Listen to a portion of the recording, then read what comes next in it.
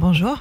Semaine chargée, c'est le moins qu'on puisse dire. Après la profanation du mur des Justes au mémorial de la Shoah à Paris, vous avez organisé devant une manifestation. Manifestation aussi vendredi, cette fois-ci à l'appel de l'Union des étudiants juifs de France, place de la République à Paris, suite à l'incendie contre la synagogue de Rouen. Ces actes antisémites non seulement augmentent, mais là on l'a vu cette semaine, leur rythme s'accélère alors qu'ils sont unanimement condamnés. Comment vous l'expliquez ? J'explique ces actes qui sont maintenant quasiment quotidiens par une libération complète de la parole antisémite qui ne se cache plus, et c'est plus un problème aujourd'hui d'appeler au soulèvement, de sous-entendre un certain nombre de choses antisémites, voire de les dire de façon très claire. On a évidemment été extrêmement choqués par les symboles que représentent ces deux actes dont vous venez de parler, Eva. L'un qui, de façon extrêmement clair, s'attaque à la mémoire de la France, à l'honneur de la France. Celui du mur des Justes au mémorial de la Shoah. Absolument. Et puis le second qui s'attaque de façon extrêmement frontale à la communauté juive, au judaïsme. Brûler une synagogue, c'est évidemment un acte inacceptable. L'incendie de la synagogue de Rouen, vendredi, a été condamné par Jean-Luc Mélenchon, le leader de LFI, en ces mots. La synagogue de Rouen, après la mosquée de Cherbourg, est agressée. En France, la liberté de conscience a gagné à partir de la lutte pour la liberté de culte. Il faut cesser toutes les stigmatisations religieuses.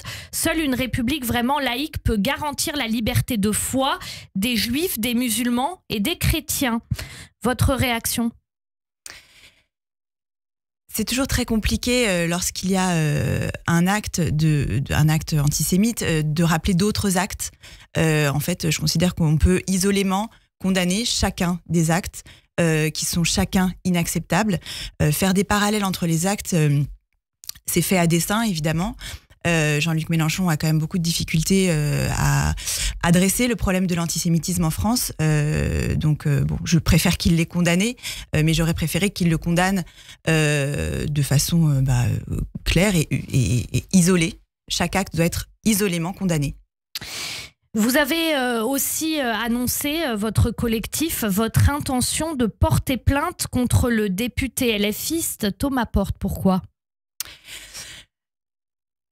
Il n'a de cesse, d'ailleurs comme ses collègues de la France Insoumise, de sous-entendre, de dire très clairement que nous serions d'extrême droite, que nous sommes les bras armés en France du gouvernement israélien.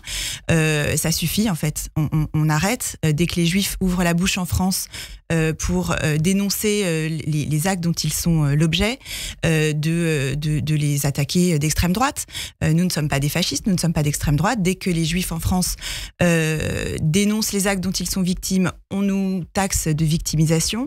Dès qu'ils sortent dans la rue pour manifester, on nous dit qu'on est d'extrême droite, c'est inacceptable. Je crois qu'aujourd'hui, il faut mettre un terme à cette parole qui non seulement est diffamatoire, mais qui en plus appelle à la haine.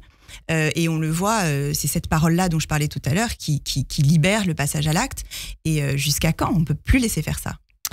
L'essayiste Ilana Weissman a écrit un ouvrage où elle parle de l'antisémitisme comme l'angle mort de la lutte antiraciste dans les milieux militants qui sont justement censés partager cette défense des minorités. Vous partagez ce constat ?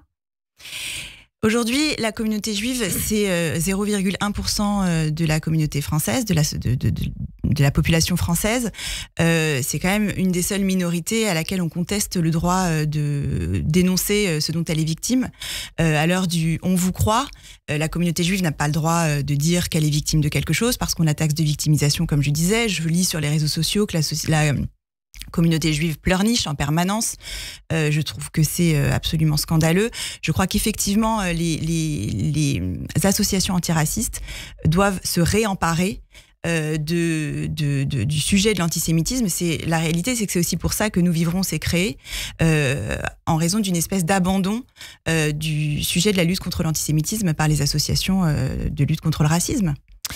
Les associations de lutte contre le racisme semblent, pour certaines d'entre elles, ne pas comprendre ce qu'est l'antisémitisme ou ne pas vouloir le comprendre. En revanche, on a vu ces derniers temps à l'extrême droite. Par exemple, on n'a pas hésité tout de suite à qualifier le Hamas de groupe terroriste, à dénoncer l'antisémitisme, alors que c'est pas le cas du côté de LFI.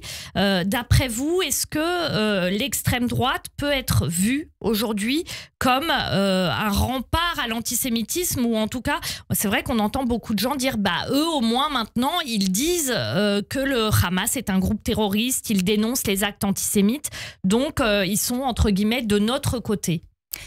C'est exact, ce sont des propos qui sont tenus. Moi, je considère qu'il ne suffit pas à l'extrême droite de tenir des propos de soutien à Israël, de dénonciation de l'antisémitisme. Je crois que pour devenir véritablement un camp républicain, l'extrême droite doit faire aussi le ménage dans ses rangs, doit s'élever lorsqu'il y a des manifestations néo-nazis à Paris, doit aussi dénoncer tout ça. Je pense que ce n'est pas suffisant aujourd'hui. Nous ne sommes pas dupes en tout cas. Il est vrai que l'antisémitisme d'extrême gauche et d'extrême droite ne s'exprime plus de la même façon aujourd'hui, ne s'exprime pas avec la même temporalité, ne s'exprime pas sous les mêmes angles. Néanmoins, je crois qu'il faut impérativement ne pas être dupe du Rassemblement national aujourd'hui, qui n'a pas fait le ménage dans ses rangs et ne s'élève pas contre ce type de manifestation. Et je pense que c'est ça qui ferait aussi qu'il serait crédible. Aujourd'hui, je ne veux pas que la communauté juive soit le crédit donné au Rassemblement national pour les réintroduire dans le champ républicain. Ne soyons pas dupes, c'est à mon sens très important. Julie Arfi, on assiste, notamment depuis le 7 octobre, à une mise en concurrence victimaire par rapport aux actes antisémites. Malheureusement, on l'a vu pour la marche contre l'antisémitisme, où le recteur de la Grande Mosquée de Paris n'a pas voulu y participer parce qu'il ne s'agissait que d'antisémitisme et pas d'actes anti-musulmans. C'est une mécanique diabolique qui s'est mise en place depuis le 7 octobre. Est-ce qu'il y a aujourd'hui aussi un moyen de rompre cette tension qui se joue par le jeu des actes racistes et antisémites entre juifs et musulmans et qu'on est obligé de constater? Je crois que le rempart à cela, c'est que ceux qui se disent véritablement antiracistes, qui se disent véritablement lutter contre l'antisémitisme, eh bien l'expriment. Se joignent notamment, puisqu'on parle d'antisémitisme, à la communauté juive lorsqu'elle est victime, comme cette semaine, de tous les actes dont on a parlé.